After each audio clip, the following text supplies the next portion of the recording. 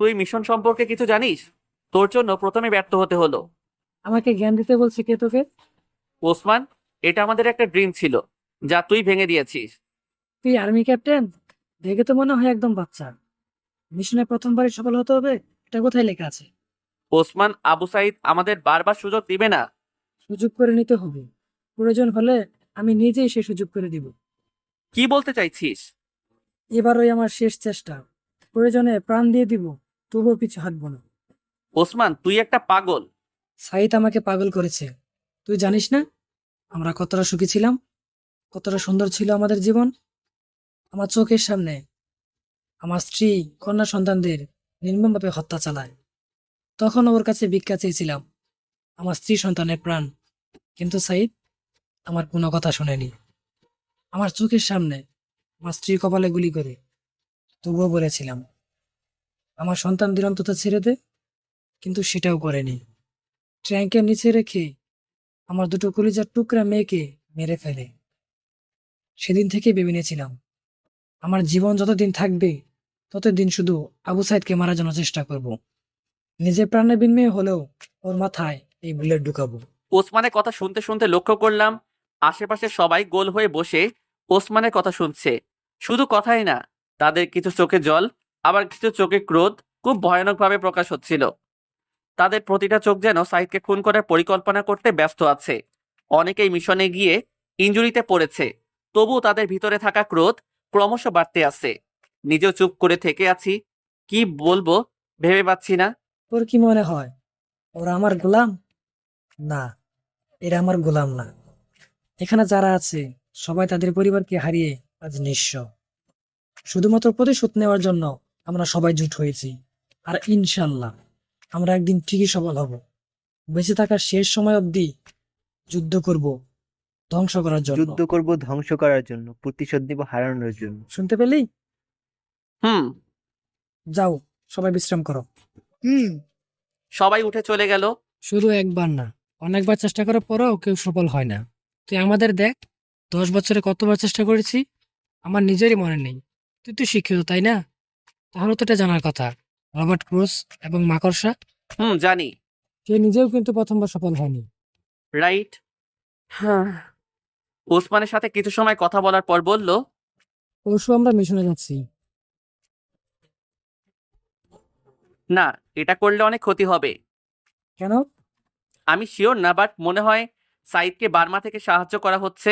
এতক্ষণে হয়তো বার্মায় থাকা তার সব ব্যক্তিদের কাছে খবর পৌঁছে গেছে।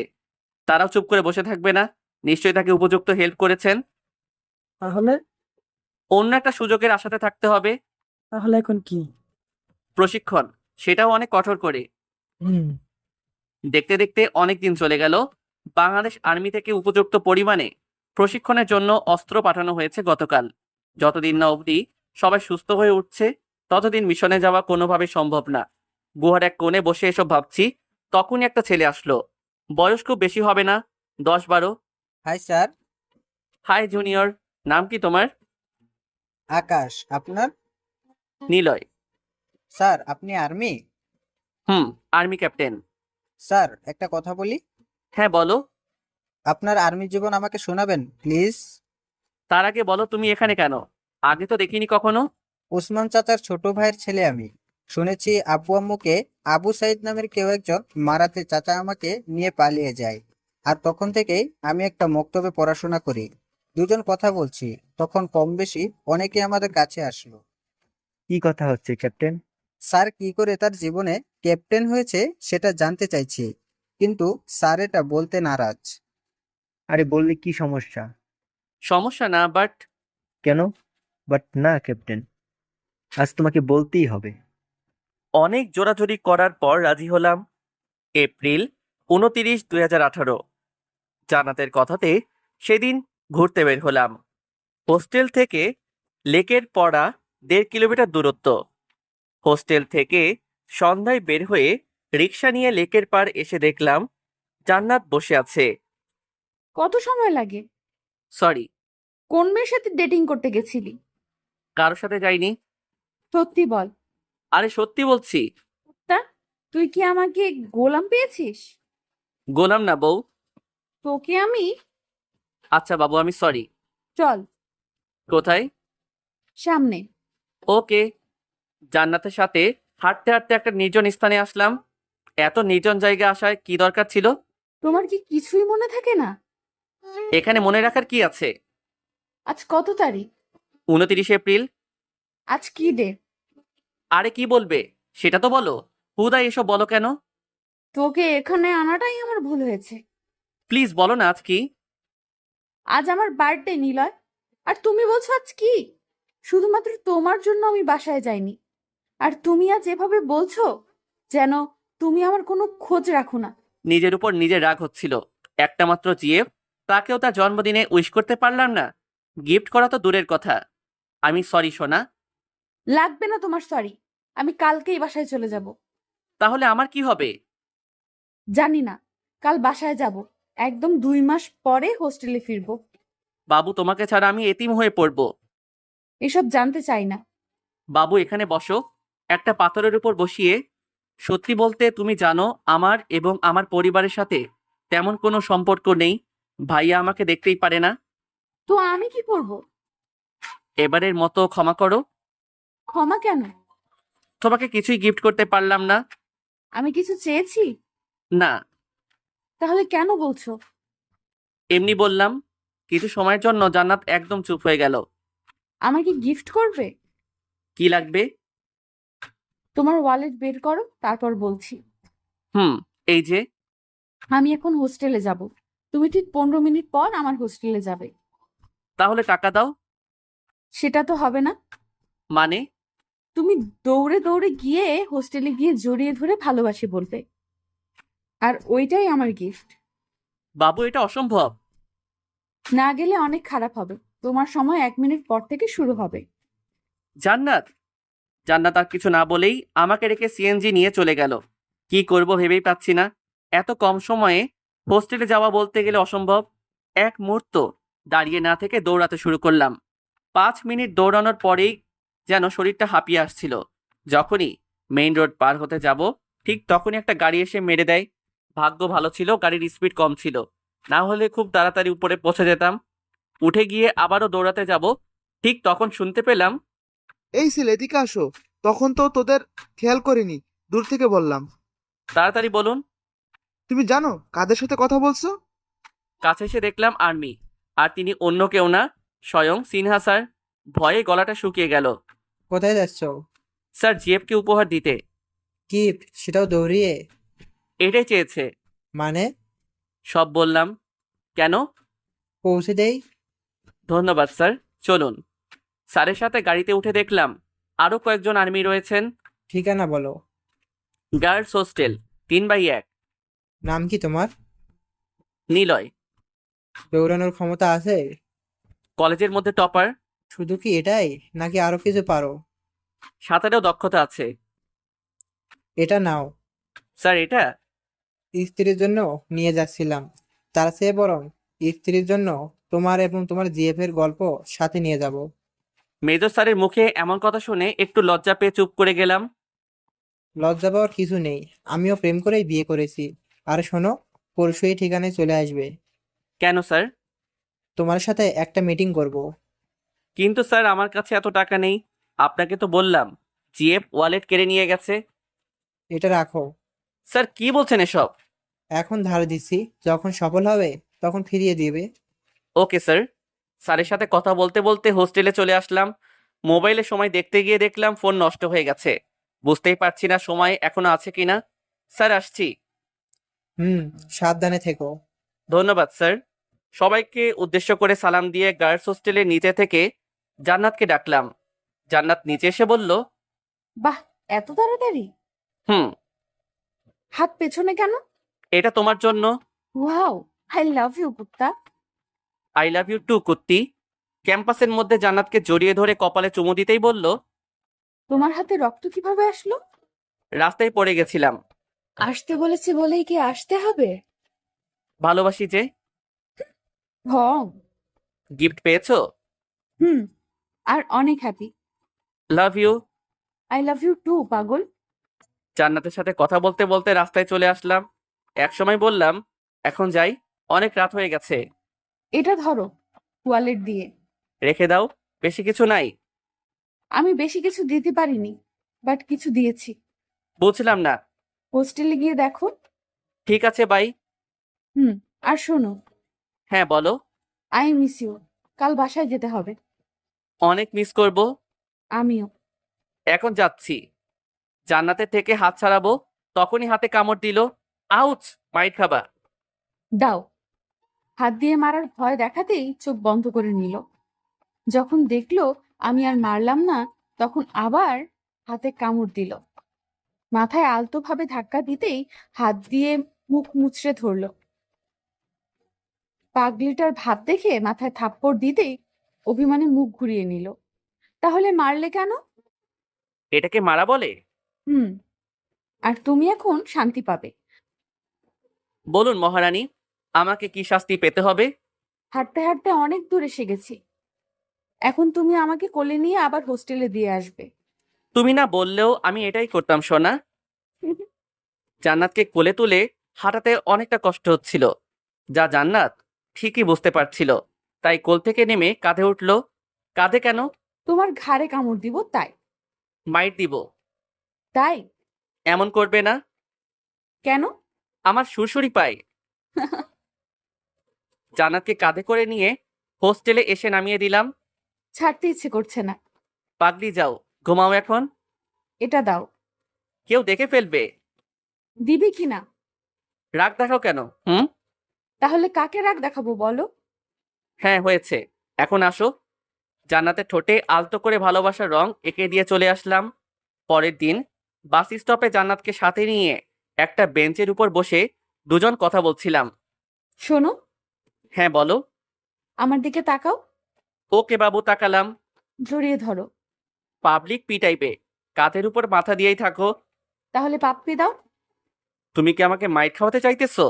প্লিজ না, প্লিজ প্লিজ প্লিজ আমি কিন্তু প্লিজ। জান্নাতের ওই মায়াবী চেহারা দেখে হেরে গিয়েছিলাম। হ্যাঁ, আমার নিজেরও ইচ্ছা করছিল সেদিন জান্নাতকে জড়িয়ে ধরে বসে থাকতে, কিন্তু আশেপাশে লোকজনের ভিড়ে কিছুই করা হয়নি। জান্নাতকে সামনে এনে কপালে চুমু দিয়ে বসিয়ে দিলাম।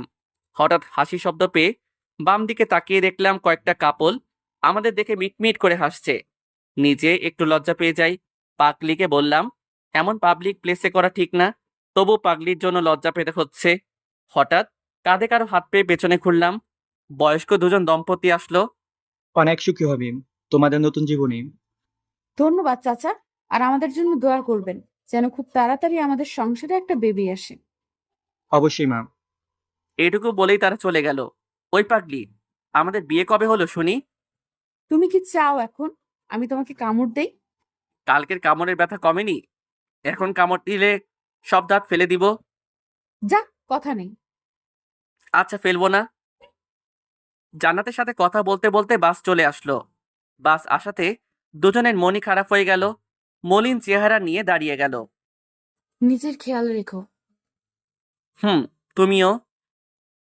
আর কখনো কোনো মেয়ের দিকে তাকাবে না। যদি আমি জানতে পেরেছি তুমি অন্য মেয়ের দিকে তাকিয়েছো, তাহলে তখনই ব্রেকআপ। অনেক মিস করব। আমি অনেক বেশি। হুম। আই লাভ ইউ পাগল। I love you too my পাগলি। I love you 3। হুম। এখন ওঠো, বাস ছেড়ে দিবে। তোমাকে ছাড়তে মন চাইছে না। কিন্তু যেতে তো হবে। হুম, বাই। বাই। জান্নাত বাসে ওঠার পর সিটে বসে বাইরে তাকালো। জানালা দিয়ে বিদায় জানাতেই বাস তার আপন গতিতে চলে গেল। পাগলিটা চলে গেল। অনেক ভালোবাসি। জান্নাতকে ছাড়া একটা দিন থাকা আমার জন্য কতটা কষ্টের সেটা অনেক আগেই বুঝতে পারছিলাম। দিনটা কোনো রকম কাটিয়ে রাতে রাফির ফোন দিয়ে জান্নাতকে কল দিয়ে অনেকটা সময় কথা বলে ঘুমাতে যাব, তখন কিছু একটা মনে করে ওয়ালেট বের করতেই মনে পড়ল আর্মি মেজর সিনহা স্যার আমাকে ক্যাম্পে যেতে বলেছেন। পরের দিন বন্ধুদের কাউকে কিছু না বলে স্যারের দেওয়া ঠিকানায় চলে গেলাম। তখন কিছুটা ভয় পেয়ে গেছিলাম। এখানে কেন? জি, এখানে কি চাই? মেজর স্যারের সাথে দেখা করতে আসছি। চলো আমার সাথে। জি।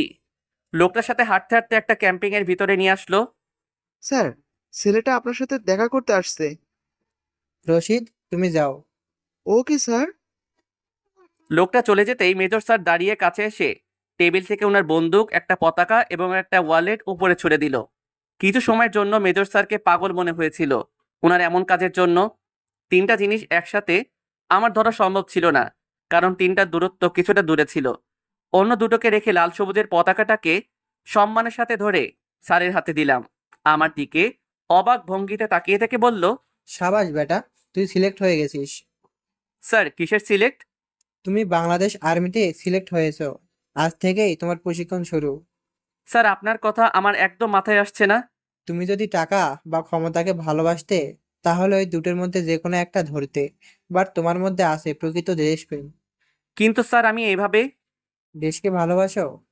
অবশ্যই স্যার। তাহলে আমার কথাটা শোনো। Okay sir. সেদিন থেকে আমার যাত্রা শুরু। আমাকে প্রশিক্ষণে সাহায্য স্বয়ং মেজর স্যার নিজেই করেছেন। রানিং, সুইমিং, ফায়ারিং সহ অন্যান্য দক্ষতার জন্য মেজর স্যারের কাছে খুব তাড়াতাড়ি একজন ফেভারিট আর্মি হয়ে উঠি। কিন্তু তখন আমি ক্যাপ্টেন হয়ে উঠিনি।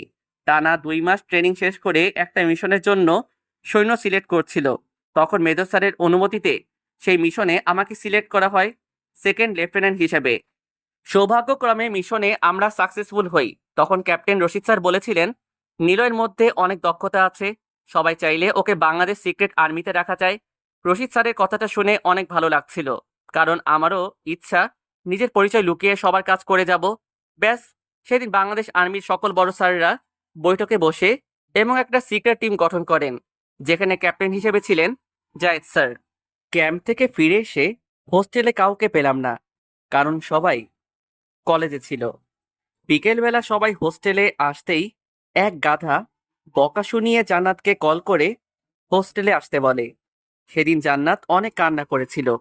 আমাকেও অনেক মিথ্যা বলতে হয়েছিল, কারণ আমি একজন সিক্রেট লেফটেন্যান্ট।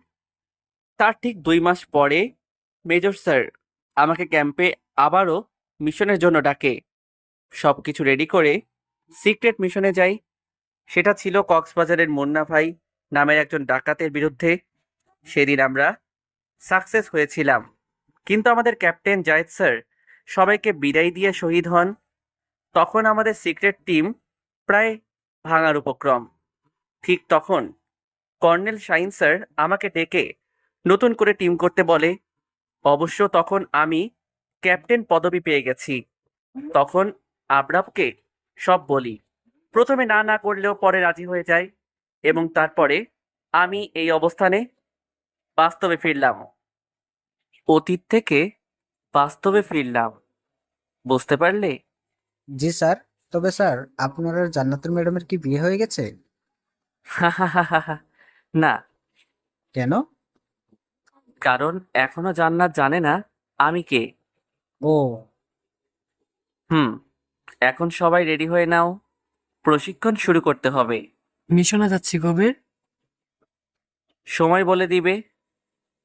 ওকে। সবাই উঠে বাইরে চলে গেল।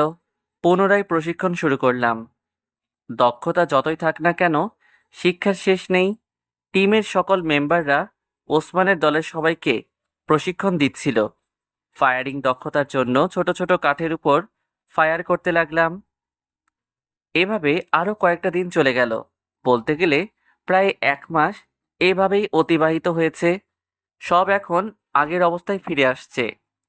উপর থেকে আমাদের জানানো হয়েছে আবু সাইদ তার জঙ্গি দল নিয়ে দেশে নতুন প্রভাব সৃষ্টি করার পরিকল্পনা করতে ব্যস্ত হয়ে পড়েছে। গুহার বাইরে সে একটা পাথরের উপর বসে সবার কথা ভাবছি, তখন আবরাব সামনে আসলো। 2 মাসেরও বেশি সময় চলে গেল। 2 মাস 13 দিন। মিশনে যাওয়া হচ্ছে কবে? কাল যাচ্ছি। পরশু বাসায় গিয়ে সবাইকে সারপ্রাইজ দিব, তবে তার থেকেও বেশি জান্নাতকে দিব। কিভাবে? পরশু জান্নাতের বার্থডে। আরে বাহ, ভালোই। তোর জিএফের কি খবর? কথাটা বলতেই মন খারাপ করে সামনে বসে পড়ল। কিরে, কি হলো? ব্রেকআপ করে চলে গেছে। কারণ কি ছিল? ঠিক মতো সময় না দেয়, ভাবে যে আমি অন্য কারোর সাথে রিলেশনে জড়িয়ে ওকে অবহেলা করছি। কখনো বলিস নাই? না। কেন? যদি মিশনে আমার কিছু হয়ে যায় তাহলে ওর কি হবে, তাই কিছু বলিনি। আমার মতো করেছিস? একদম পিচ্চিদের মতো কথা বলতো, সবসময় হাসি খুশিতে দিন পার করে দিত। আমি কখনো রেগে গিয়ে কথা বললেই কান্না করে দিত। আর আজকে সেই মেয়ে আমাকে আর কথা বলার জন্য জোরই করে না। অনেকবার বলার জন্য জোর করেছি, তো প্রতিবার কোনো কথা না বলেই মাথা নিচ করে চলে গেছে। ওর ফ্রেন্ডদের কাছে জিজ্ঞেস করেছি কারোর সাথে রিলেশনে জড়িয়েছে কিনা, তো সবাই বলতো আমার সময় না দেওয়াটাই ওর কাছে বড় কারণ, চাই না আমার সাথে কথা বলতে। এখনো অনেক কান্না করে, তো আমার হাত তো এমন করেই বাঁধা আছে, এও হাত টান করে ওকে জড়িয়ে ধরতে পারবো না। আবরাবের নিজের চোখেও হয়তো জল জমা হয়ে গেছে। অন্যদিকে তাকিয়ে চোখের জল মুছে নিল। সব ঠিক হয়ে যাবে। ঠিক করা সম্ভব না। আমি সব ঠিক করে দিব। ভরসা রাখ আমার উপর। ভরসা আছে বলেই তোর সাথে এখানে আছি। মিশন শেষ হলেই সবাই সবার প্রিয়জনকে সব কথা খুলে বলবে। তখন আর কোনো বাধা থাকবে না। ক্যাপ্টেন। পেছনে ঘুরে দেখলাম অন্য সবাই দাঁড়িয়ে আছে। আরে তোমরা সবাই? শুনছিলাম তোমার কথা। আমিও আমার আম্মুকে বলতে পারবো, আম্মু তোমার ছেলে বেকার না, তোমার ছেলে দেশকে রক্ষা করতে গেছিল, স্বপ্নটা পূরণ হবে রে। সবার স্বপ্ন পূরণ হবে। তুই কি এখানেই থাকবি? কেন? মিশনের জন্য সবকিছু প্রস্তুত করতে হবে।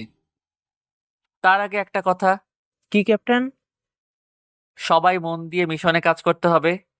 Yes captain. বাধা আসলে? ধ্বংস করব। বাধা দিলে? খতম করব। কে আমরা? বাংলাদেশি সৈন্য। এখন চলো। সবার সাথে গুহার মধ্যে চলে আসলাম। এখন শুধুমাত্র আগামীকালের জন্য অপেক্ষা। পরের দিন বিকেলবেলা সবাই মিশনের জন্য বের হলাম।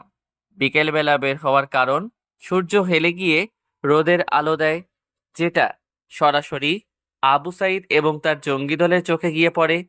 ওসমানের নৌযান দিয়ে নদী পার হয়ে অন্য পারে আসলাম। সব দিকে তাকিয়ে অনেক বেশি অ্যাক্টিভ হয়ে সামনের দিকে অগ্রসর হতে লাগলাম। সবাই সাইলেন্ট স্লাইড ব্যবহার করো। Yes captain. কিছুটা যাওয়ার পর চোখে পড়ল একদল জঙ্গি পাহারা দিচ্ছে। পুনরায় সবাইকে বিভক্ত হতে বলে আক্রমণ করতে বললাম। বলতে গেলে চারিদিক থেকে ঘিরে নিলাম। ইয়ারফোনে হাত দিয়ে ফায়ার বলতেই সবাই মিলে ফায়ারিং শুরু করে দিল। কিছু বুঝে ওঠার আগেই সবাই লুটিয়ে পড়ল। সামনের দিকে যাব, তখনই মনে হলো কেউ একজন কথা বলার জন্য চেষ্টা করছে। ঘুরে দেখলাম সেখানে থাকা একটা জঙ্গি ট্র্যাঙ্কের কাছে যাচ্ছে। দেরি না করে ফায়ার করে সামনের দিকে অগ্রসর হলাম। পাহাড়ের উপর থেকে দূরবীন দিয়ে দেখলাম আবু সাইদ তার কিছু জঙ্গিদের সাথে কথা বলছে। কানে হাত নিয়ে পাইলটকে নক দিলাম। Yes captain. কত দূর তোমরা? তুমি যখন বলবে তখনই আমরা ফেলে দিব। গুড। আর এবার যেন একদম চলে না যাওয়া হয়। তেমন ভুল আর হবে না। না হলেই ভালো। আমরা কি এখন গ্রেনেড ছাড়বো? না, যখন বলবো তখন। ওকে ক্যাপ্টেন। সবাই অনেক সতর্ক হয়ে পাহাড়ের উপর থেকে আস্তে আস্তে নিচে নামতে শুরু করলাম। নিচে এসে সবাই সবার পজিশন নেওয়ার পর ইফতিকে বললাম বিস্ফোরণ ফেলাতে। দেরি না করে দ্রুত কয়েকটা বোমা ছুড়ে দিল।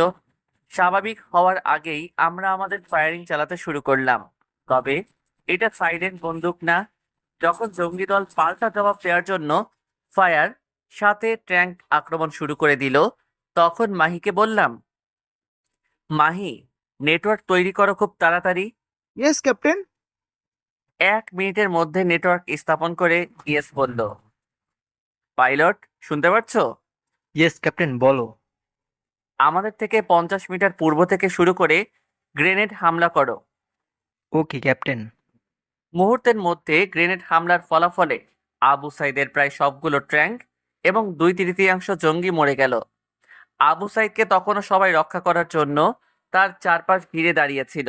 সামনের দিকে যেতেই শুরু হলো আরেক ভয়ানক আক্রমণ, যেটা আমরা কখনো ভাবতেও পারিনি। অনেকগুলো মিসাইল একসাথে করে আক্রমণ করতে শুরু করে দিল। এমন ভয়ানক আক্রমণ কখনো দেখা হয়নি আমার। উসমানের টিমের কিছু সংখ্যক সৈন্য সাথে সাথেই প্রাণ হারালো। মৃতদের দিকে তাকিয়ে অনেক কষ্ট হচ্ছিল, তার থেকেও বেশি রাগ হচ্ছিল। পুনরায় গ্রেনেড হামলা করার জন্য বলতেই শুরু হলো গ্রেনেড হামলা। সাথে নিয়ে সামনের দিকে দৌড়াতে শুরু করলাম। দ্রুত সবার কাছে এসে লুকিয়ে পড়লাম। আড়াল থেকে ফায়ার করে জঙ্গিদের হামলা করলাম, কিন্তু এখনো তাদের মিসাইল আক্রমণ শেষ হয়নি। অনেক সৈন্য ইতিমধ্যে মারা গেছে। আড়াল থেকে লক্ষ্য করলাম আশিকের কাছেই মিসাইল আক্রমণ করার স্থান। দেরি না করে আশিককে নক করলাম। Yes captain. তোমার সামনেই মিসাইল আক্রমণ চলছে। ক্যাপ্টেন। একই সাথে 5টা বোমা বিস্ফোরণ করে আমার কাছে চলে আসো।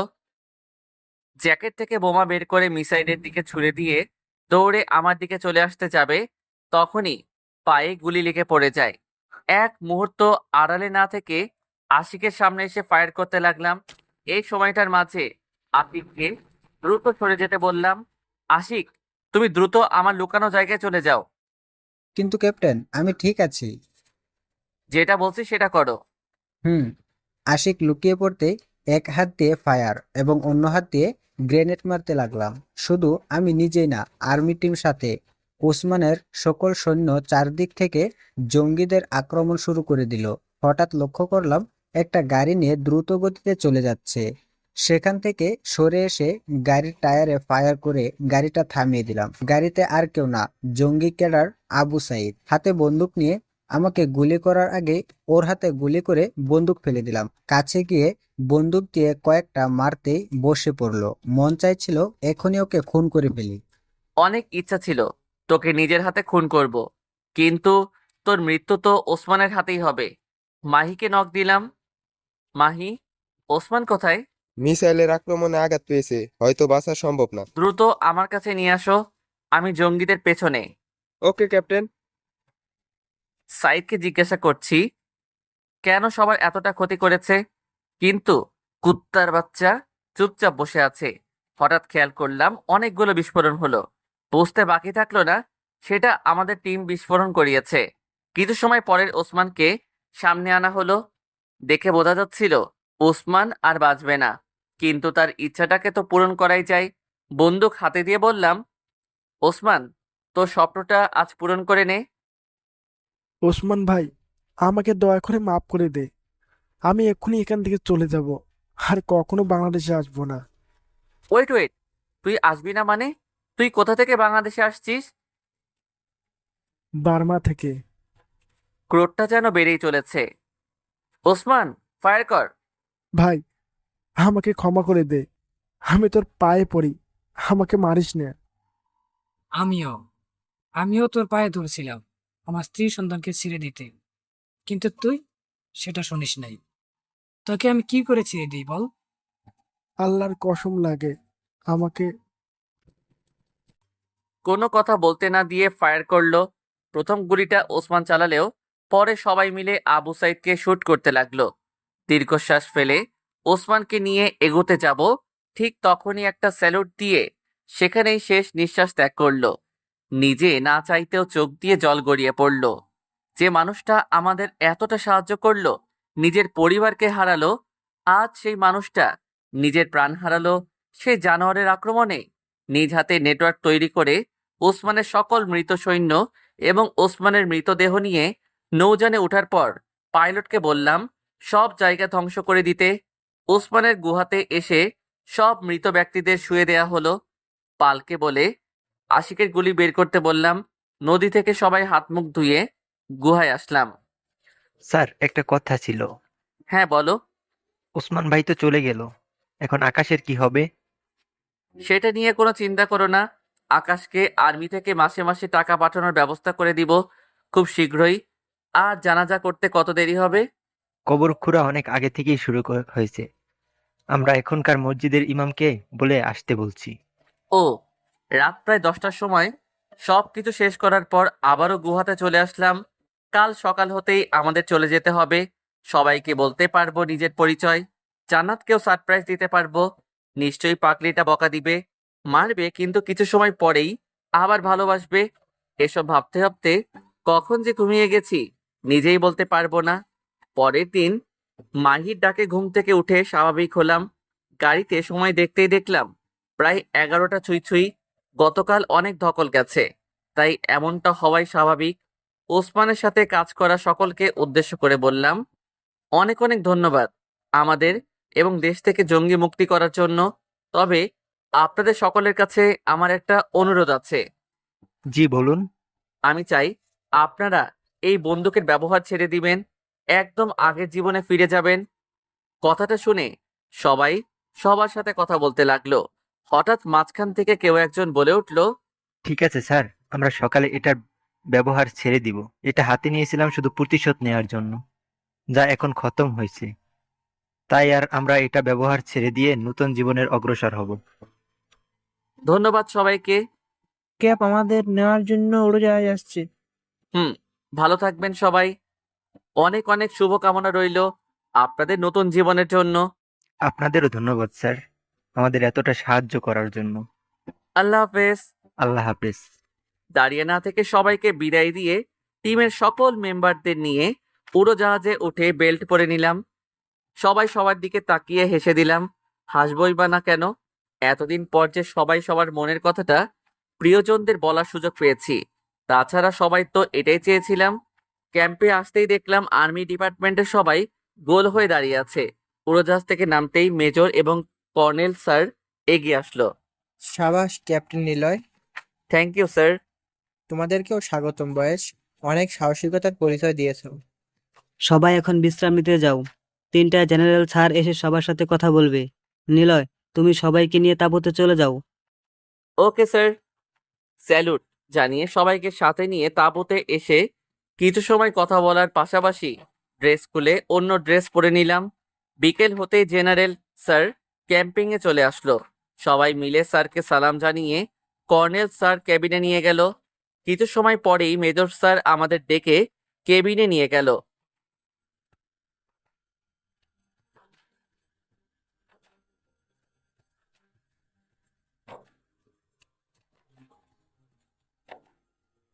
স্যার, এটা আমাদের শুধুমাত্র দায়িত্ব ছিল।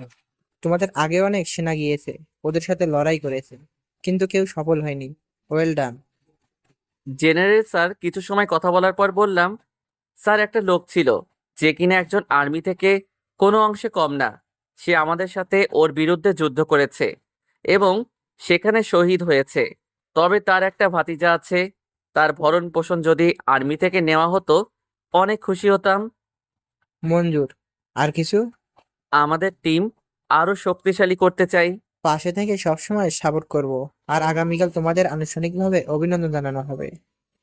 স্যার, আমাকে আজকেই বাসায় যেতে হবে।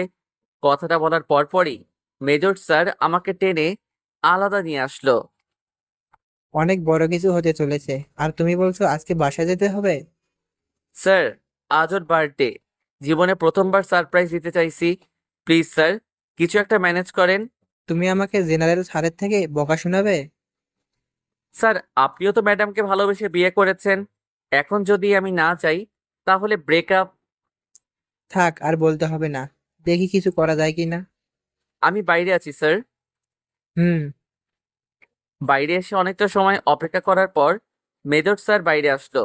স্যার, আমার কথাটা। পাস হয়েছে, তবে 7 দিন পরে এসে নিজের পুরস্কার আনুষ্ঠানিকভাবে নিয়ে যাবে। ঠিক আছে স্যার। সন্ধ্যা হতে জেনারেল স্যার চলে যাওয়ার পর আমরা সবাই বেরিয়ে পড়লাম। সেটাও সবাই ড্রেস পরে। অনেকটা সময় যাওয়ার পর কিছু একটা মনে পড়ে ইফতির কাছে ফোন দিলাম। উল্লেখ্য, আমি ছাড়া সবাই সবার ফোন ক্যাম্পে রেখে গেছিল। ইফতির থেকে ফোন নিয়ে ভাইয়াকে কল দিলাম। কে বলছেন? আমি ভাইয়া। নিলয়, হুম। টেলিভিশনে দেখাচ্ছে তোরা মিশনে সাকসেস হয়েছিস। জান্নাত দেখেছে?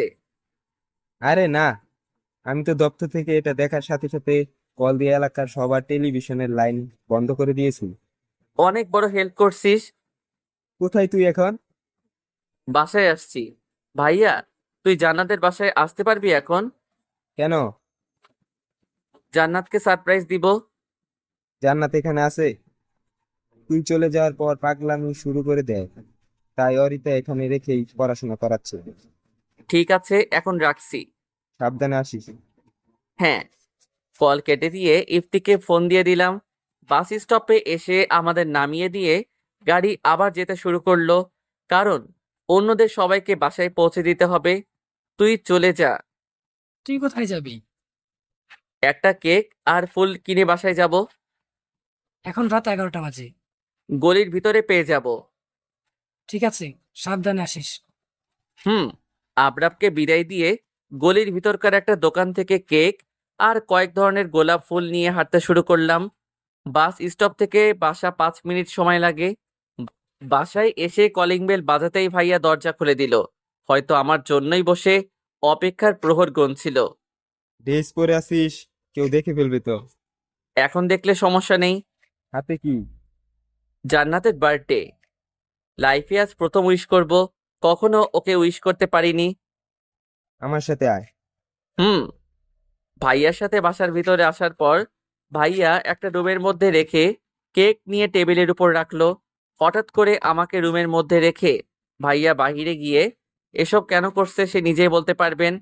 ভাইয়া আমার দিকে তাকিয়ে দৌড়ে রুমের দরজা বন্ধ করে দিয়ে গেল। এখন বেশ অবাক হলাম, তবুও চুপ করে বসে রইলাম। হঠাৎ মনে পড়লো রুমের একটা জায়গা ফাঁকা আছে। যদিও বাইরে থেকে বোঝা যায় না, তবে রুম থেকে খুব করে বোঝা যায় বাইরে কি হচ্ছে। ভাইয়া প্রথমে কেকটা সাজিয়ে রেখে আম্মু আব্বুকে ডেকে ডেকে বাইরে দাঁড় করালো। আম্মু আব্বু কিছু বলতে চাইলেও ভাইয়া চুপ করতে বলাতে চুপ করে গেল। পরক্ষণেই ভাইয়া উপরে গিয়ে কিছু একটা করতে লাগলো। অনেকটা সময় যাওয়ার পর দেখলাম ভাবি আর ভাইয়া জান্নাতের চোখ বেঁধে নিচে নিয়ে আসছে। জান্নাতের জোরে জোরে কথা খুব করে বোঝা যাচ্ছিল।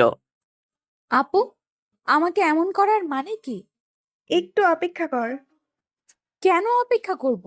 আমাকে এমন করে কোথায় নিয়ে যাচ্ছ? মাত্র 3 মিনিট বোন। আমার ভালো লাগছে না। ভালো লাগার জন্যই তো এসব বলছি। ধুর। আর কোনো কথা না বলে ভাইয়া ভাবির সাথে জান্নাত নিচে আসলো। জান্নাতকে কেকের সামনে দাঁড় করিয়ে রুমের দরজা খুলে দিয়ে চলে গেল। আমি বের হব তখন আবারও ভাইয়া এসে রুমেই থাকতে বলল।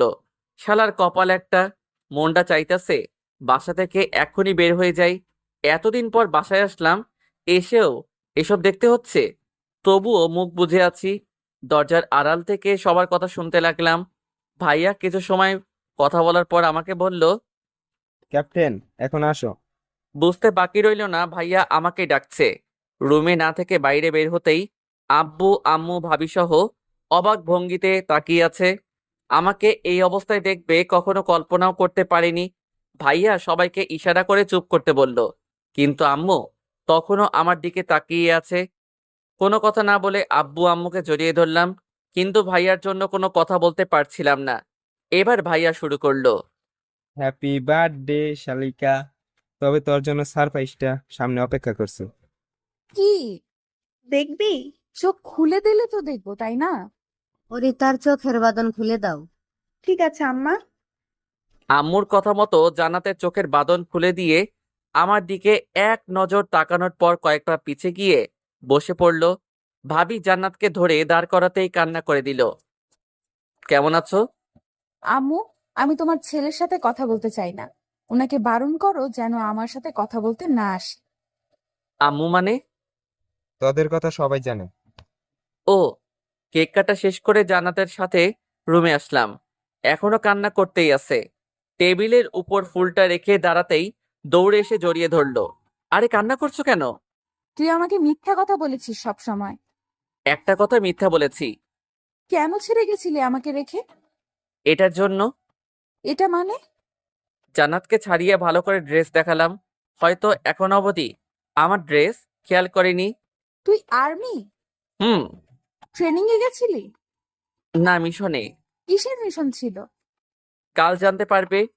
আমি এখন আর তোকে ভালোবাসি না। তাহলে জড়িয়ে আছো কেন? এটা তো এমনি, কিন্তু এখন আর ভালোবাসি না। তাহলে আবার মিশনে যেতে হবে দেখছি। বারণ করেছে কে? যা। আচ্ছা, এখানে বসো। হুম। বিছানার উপর বসিয়ে দিয়ে ফ্রেশ হতে গেলাম। বাথরুম থেকে বের হয়ে এসে দেখি জান্নাত টেলিভিশন অন করছে। কি দেখছো? এটা কি দেখাচ্ছে? আমাদের মিশনের স্থান। তুই এতটা ডেঞ্জারাস জায়গা মিশনের জন্য গেছিলি? কেন? যদি কিছু হয়ে যেত? মরে যেতাম। অনেকদিন পর দেখলাম। আমাকে একবার বলতে পারতে। তুমি জানো না তোমাকে কতটা ভালোবাসি? নাকি ওখানে গিয়ে অন্য কোনো মেয়ের সাথে রিলেশনে জড়িয়েছো? পাগলির এমন কথা শুনে হেসে দিলাম। হাসছো কেন? মিশনে মেয়ে নেই, আর আমাদের টিম সিক্রেট ছিল। ও, অনেক ক্ষুধা লাগছে। একটু দাঁড়া, আমি এক্ষুনি খাবার নিয়ে আসছি। তাড়াতাড়ি, ওকে? হুম। জান্নাতের রুম থেকে বের হতেই টেলিভিশনের দিকে নজর দিলাম। সিক্রেট মিশনের টিমের কথা বলছে। জেনারেল স্যার সব মিডিয়ার কাছে আমাদের কথা বলছে। প্রতিটা চ্যানেলে আমাদের সাকসেসফুল মিশনের কথা বলা হচ্ছে। নিজের মধ্যেও ভালো লাগছে মিশনে সাকসেস হয়ে, তবে কিছুটা খারাপ লাগছে। মিশনে অনেকগুলো প্রাণ গেছে, অনেক সাহায্য করেছে আমাদের, কিন্তু দুর্ভাগ্য তারা যুদ্ধে শহীদ হয়েছে। রুমের মধ্যে এসব ভাবতে ভাবতে জান্নাত এসে টেলিভিশন বন্ধ করে দিল। কি হলো? এখন খাবার খাও। তুমি খাইয়ে দাও, আমি টেলিভিশন দেখছি। নিচের হাত নেই? হাতের মালকিন তো আমার সামনে। পুরাতন ডায়লগ। দাও। হা করো। হুম। এখন আমাদের বিয়ে হবে। বিয়ে মানে? আমাদের বিয়ে হবে না? জান্নাতকে খাবার প্লেট পাশে রাখতে বলে জিজ্ঞেস করলাম, আমাদের বিয়ে কেন হবে? কেন, তুমি আমাকে বিয়ে করবে না? বিয়ে করব, কিন্তু দেরি হবে। দেরি না, 2 মাস পরই আমাদের বিয়ে হবে। পাগল হয়ে গেছো? যা হওয়ার হয়েছি, বিয়ে হবে এটাই ফাইনাল। পারবো না বিয়ে করতে। সেটা তো সময় বলে দিবে। কুত্তা, তোর জন্য এত সময় অপেক্ষা করে আছি, কবে আসবি? আর তুই এখন বলছিস বিয়ে করার দেরি আছে? দেরি আছে। কিছু না বলে প্লেট রেখে উঠে চলে যেতে লাগলো। কোথায় যাচ্ছ? জাহান নামে। রাগ করছো? তাতে কার কি আসে যায়? যাই তো, আমার যে অনেক কষ্ট লাগে পাগলিটার জন্য। তোর আজাইরা কথা বাদ দিয়ে খাবার খেয়ে ঘুমিয়ে যা। তুমি খাইয়ে দিবে না? না, কেন? আমার ইচ্ছা। Good night. আর কোনো কথা না বাড়িয়ে রুম থেকে চলে গেল। অনেক ক্ষুধা লাগছিল, তাই নিজ হাতেই খাবার খেতে হলো।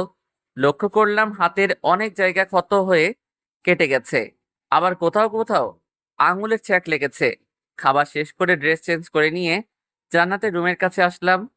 দরজার বাইরে থেকে ডাকতেই জান্নাত দরজা খুলে দিয়ে আবার বিছানায় শুয়ে পড়ল।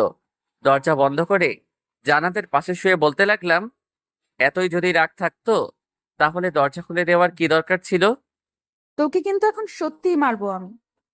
মারার সাহস আছে? কুত্তা, বের হ তুই। রাগ হচ্ছে কিন্তু। তুই বের হ। কোথায় যাব? রুমের বাইরে। সত্যি যাব? হ্যাঁ, যা। ওকে, যাচ্ছি। জান্নাতকে রেখে উঠতে যাব, তখনই কান্না করে টি শার্ট টেনে ধরলো। পেছনে ঘুরে তাকালাম। কি হলো? কেউ আমাকে ভালোবাসে না, সবাই আমাকে রেখে দূরে চলে যায়। তুমি নিজেই তো বললে এখান থেকে চলে যেতে। তাই বলে যেতে হবে?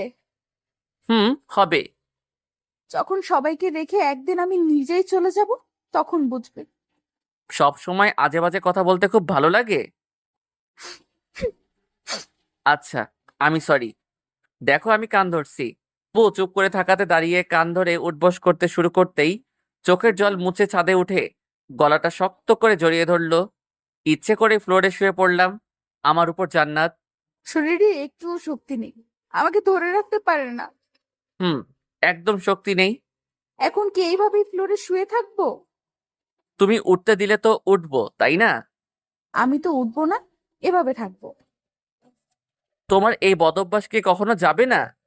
না, একদম যাবে না। আমাকে ঘুরতে দাও। হুম। উল্টো দিকে শুয়ে জান্নাতের হাতে হাত রাখলাম। শুকিয়ে গেছো একদম। সুইসাইড করতে গেছিলাম। কেন? কেন মানে? তুই জানিস না কেন সুইসাইড করতে গেছিলাম? না বললে জানবো কি করে? তোর জানা লাগবে না। রাগ করো কেন? আমার ইচ্ছা। শুনো, কি? অনেকদিন এটা স্বাদ দেওয়া হয়নি, আজ কি পাবো? তখনই করতে চেয়েছিলাম, কিন্তু আম্মু আব্বুর জন্য করতে পারিনি, তাই বলে এখন দিব সেটা ভেবো না। জান্নাতের কথা শুনে ভ্রু কুঁচকে তাকিয়ে বললাম, এখন কি হলো যে দিবা না? ইচ্ছা নাই তাই। আমার তো আছে। দিব না, যাও। সত্যি দিবা না? না।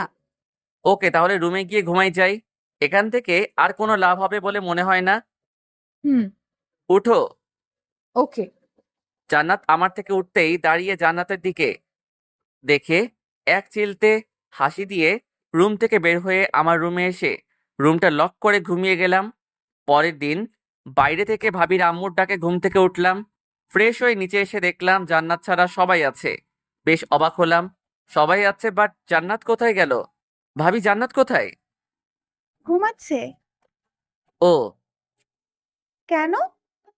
আবার যাবি কবে? সঠিক সময় নেই, মিশনের জন্য যখন তখন চলে যেতে হবে। ও, তুই আর্মি কিভাবে হলি? আজ আর বলতে বাধা নেই, সবাইকে শুরু থেকে বলতে লাগলাম।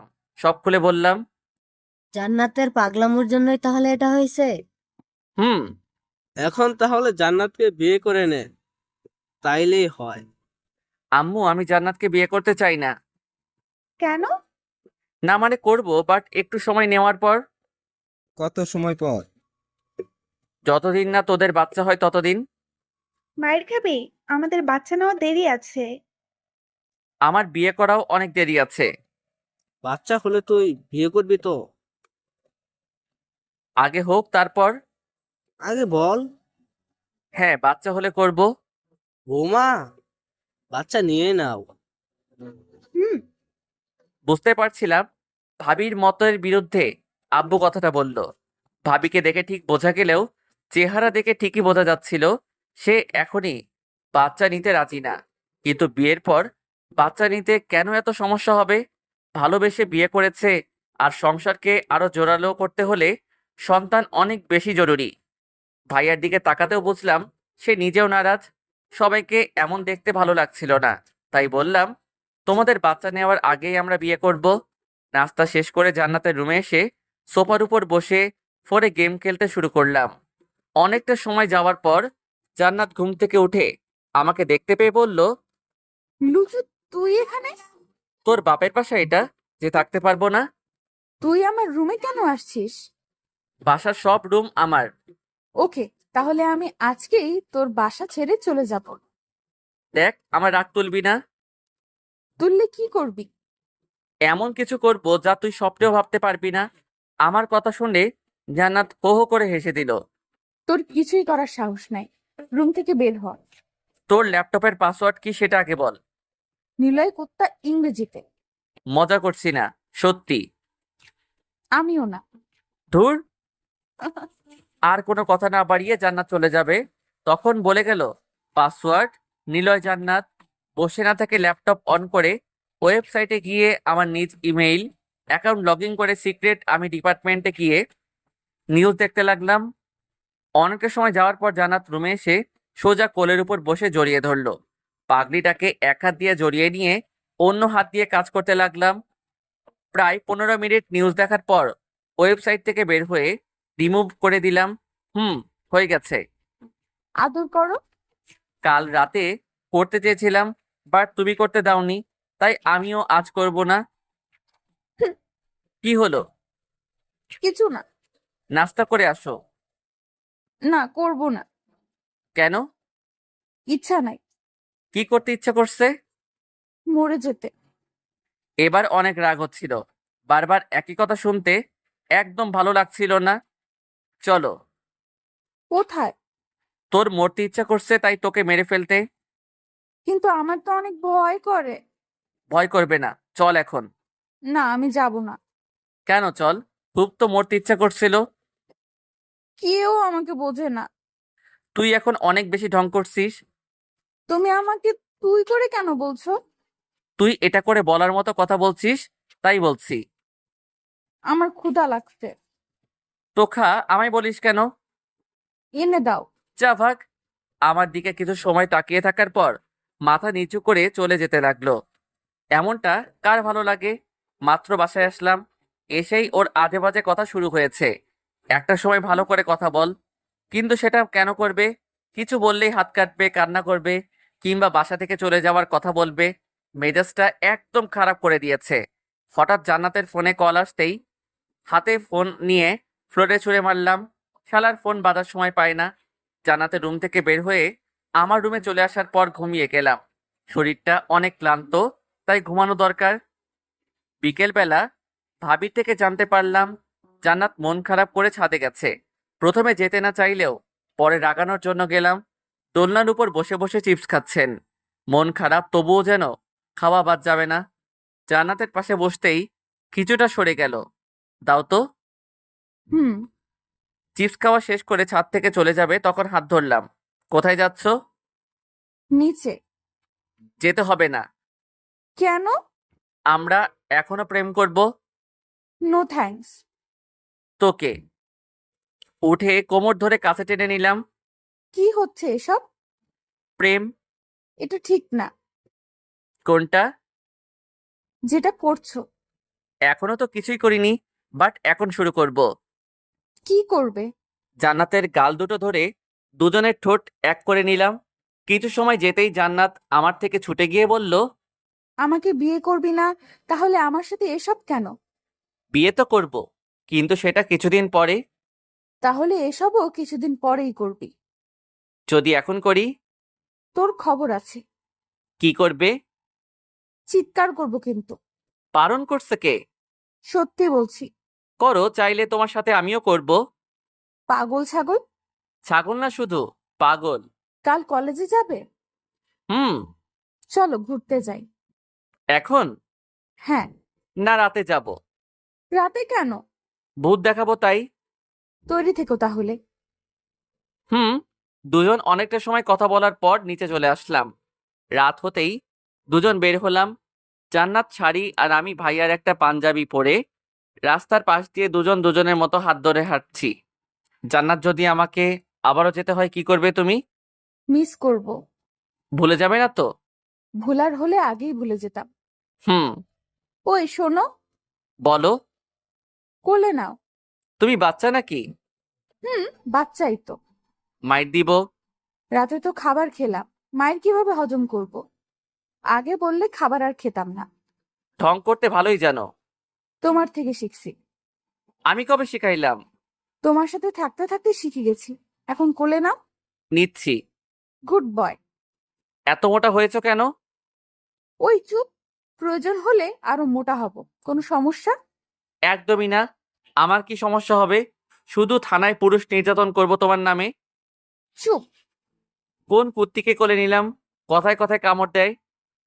আর একবার এসব বললে আবারও কামড় দিব। থাক, আর কামড় দিতে হবে না।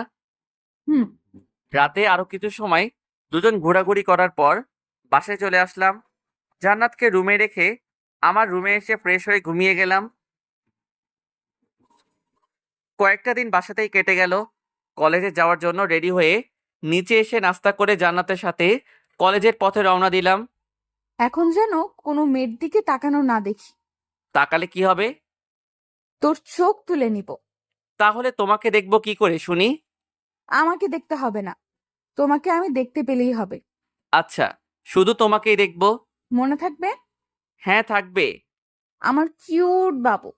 দুজন কথা বলতে বলতে কলেজে আসার পর জান্নাতের সাথে কিছু সময় কথা বলার পর যা দু একটা ফ্রেন্ড হয়েছে তাদের কাছে গেলাম। বন্ধুদের কাছে যাওয়ার পর প্রথমে উত্তম মধ্যম দেওয়ার পর বসালো। শালা, তুই আর্মি হওয়ার পরেও কেন আমাদেরকে বলিস নি?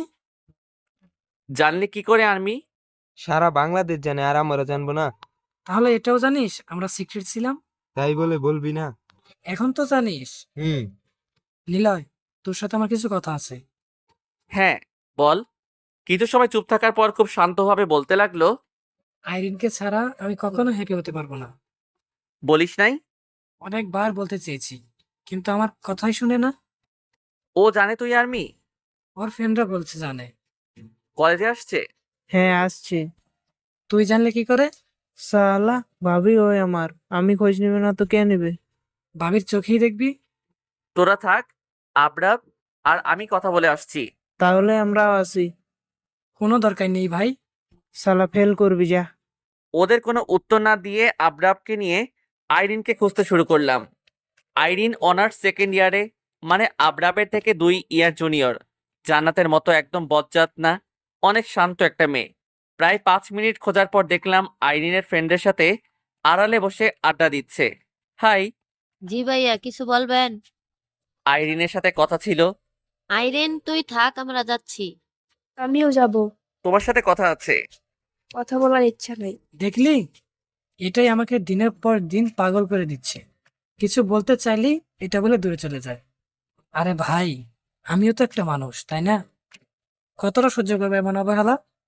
তুই শান্ত হ, আমি কথা বলছি তো, তাই না?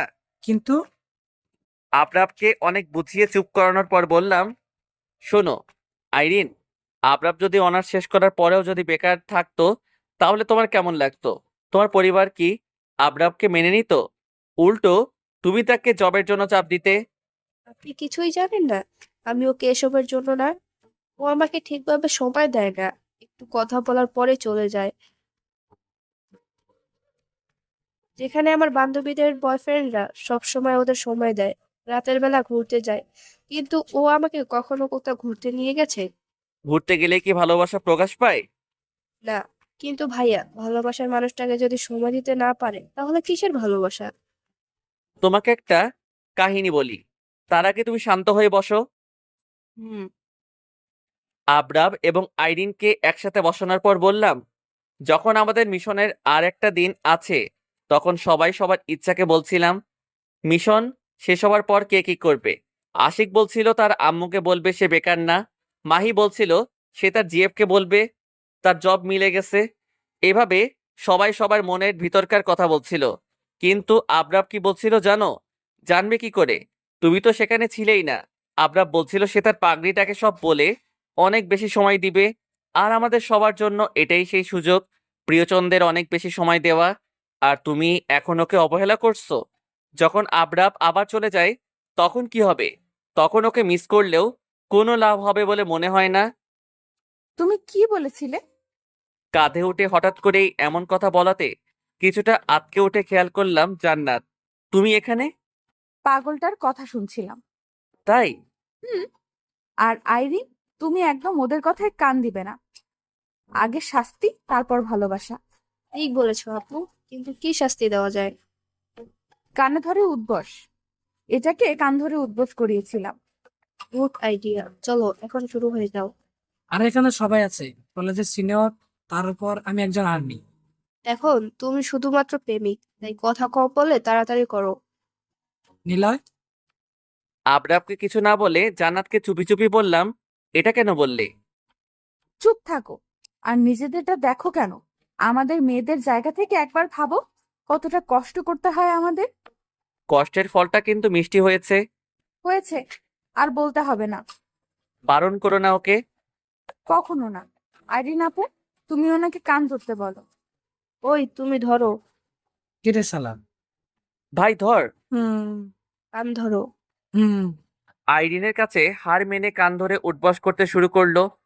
প্রায় 15-20 বার করার পর আইরিন থামতে বলে জড়িয়ে নিল। যাক, শেষ অবধি দুজনের মিল হলো। ক্লাস শেষ করে জান্নাতকে সাথে নিয়ে ঘুরতে যাব, তখন বলল, আজ ড্রিঙ্কস করব। পাগল নাকি? করবে না? এসব ঠিক না। তুই যখন সিগারেট খাস তখন কি হয়? এখন তো খাই না। ড্রিঙ্কস শুধু আজকে করব, প্লিজ না করো না। এটা আমার জন্য ডেঞ্জার। তুই খাবি? আরে এমন করছো কেন? আগে রাজি হ। জাস্ট আজকে, ওকে? ওকে। কথা না বাড়িয়ে জান্নাতকে সাথে নিয়ে বাসায় আসার আগে 2টো বোতল কিনে ব্যাগের মধ্যে নিয়ে বাসায় চলে আসলাম। রাতের বেলা ছাদে দাঁড়িয়ে আছি, তখন ভাইয়া আসলো।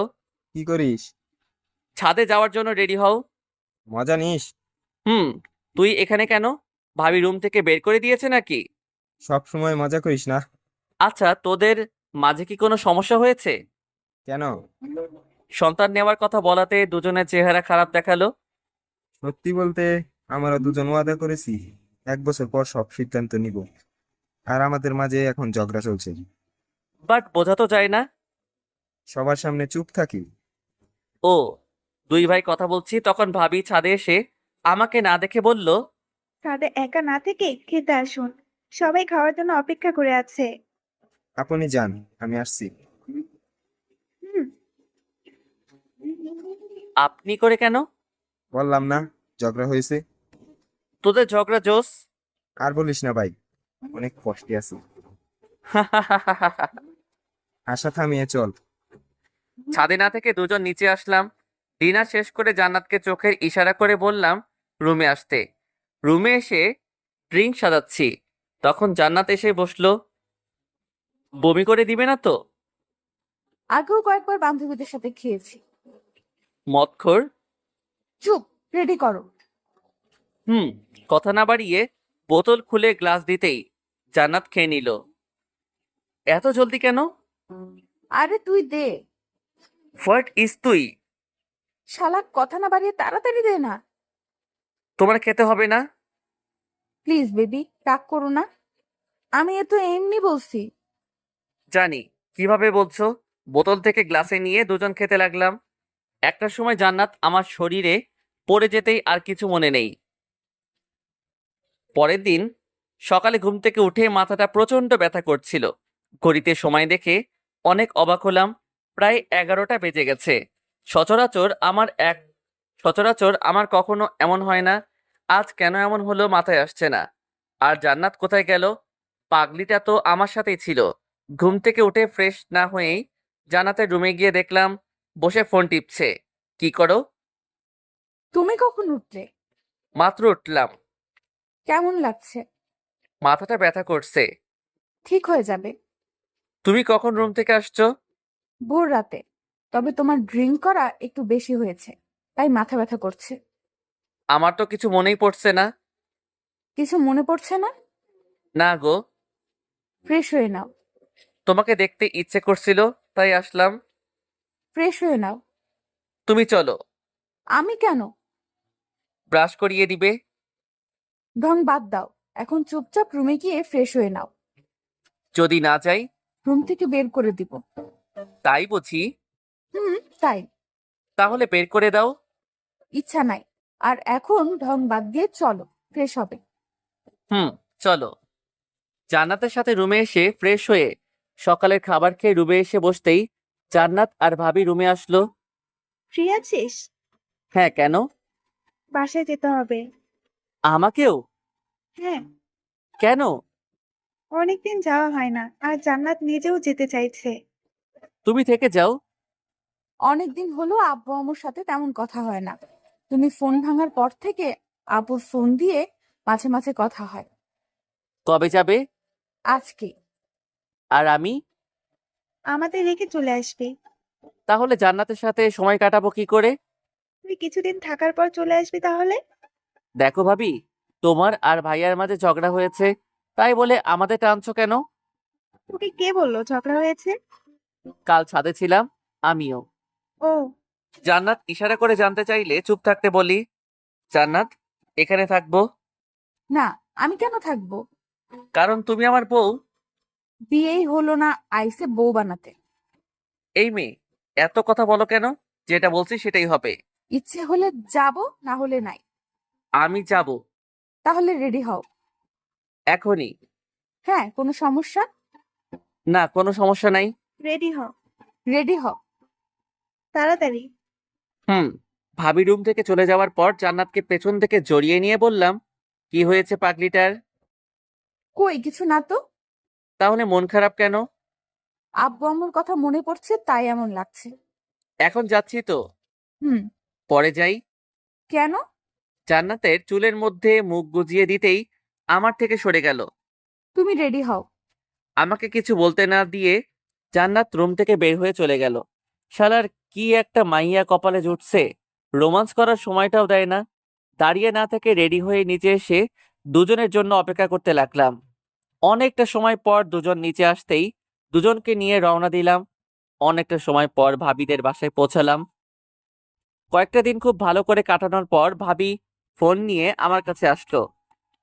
কে কল করেছে? তোর ভাই। কি বলে? ওনার থেকেই শোন। দাও।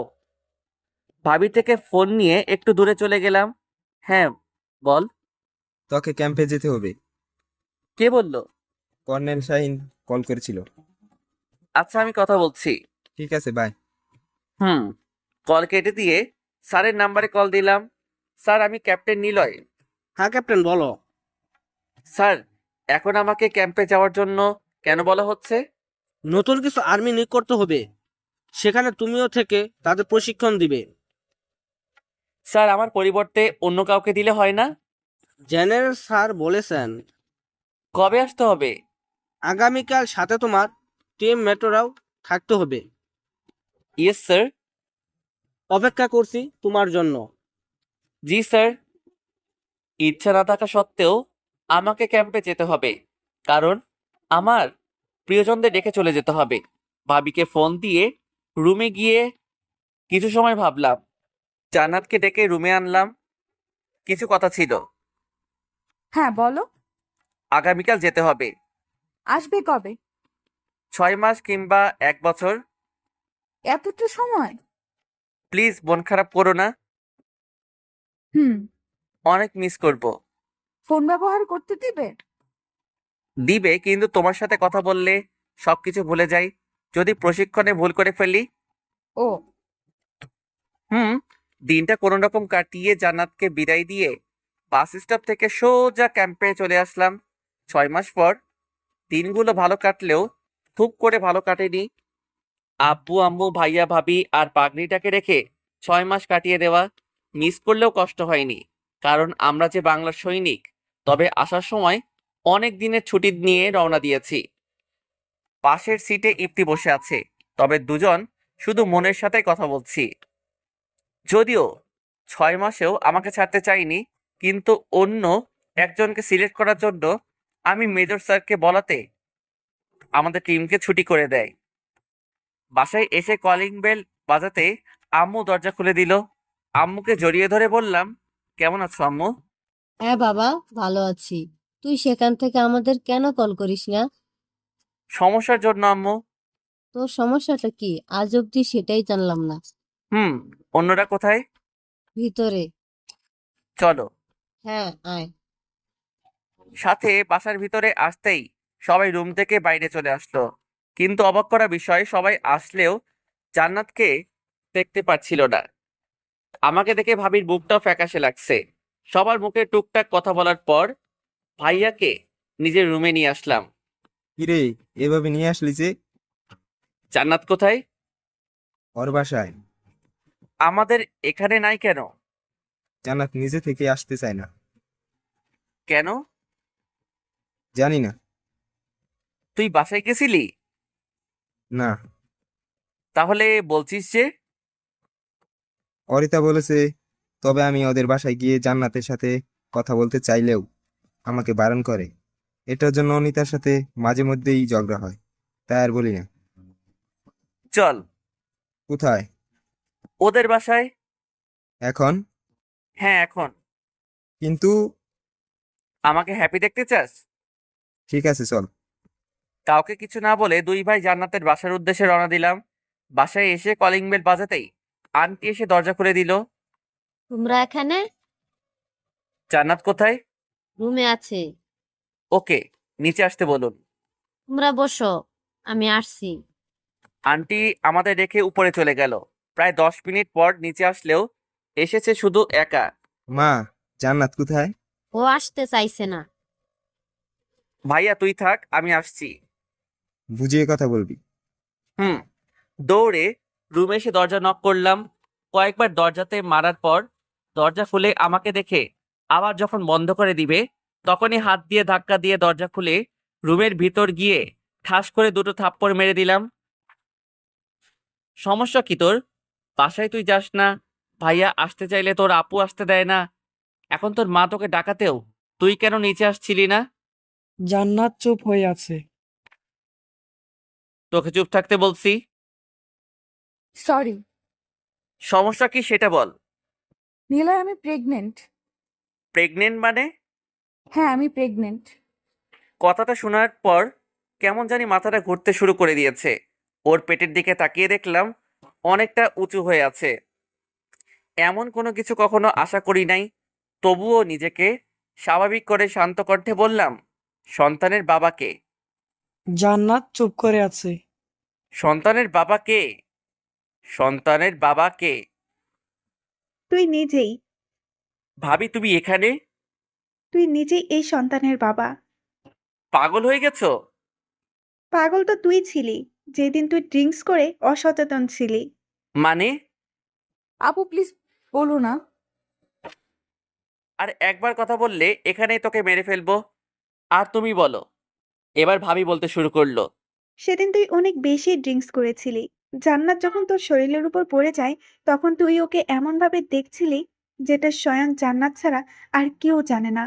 ড্রিঙ্কস অবস্থায় তুই জান্নাতের সাথে তোর যৌন মিলন হয়, যার ফলস্বরূপ জান্নাতের গর্ভে তোর সন্তান বেড়ে উঠছে।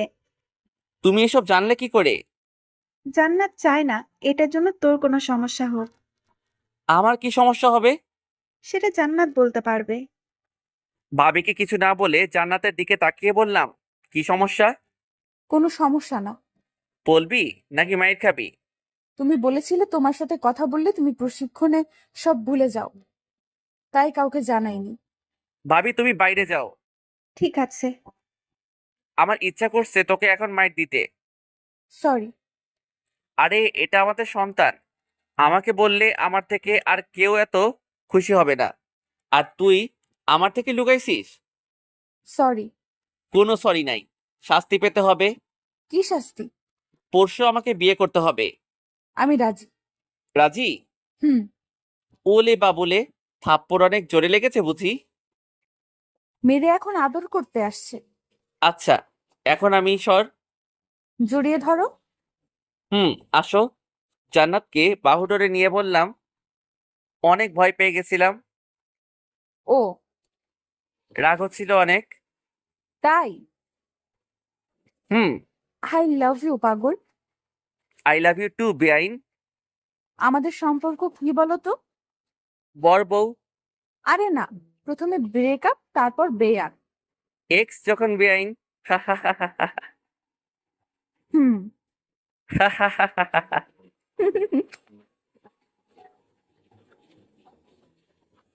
সমাপ্ত।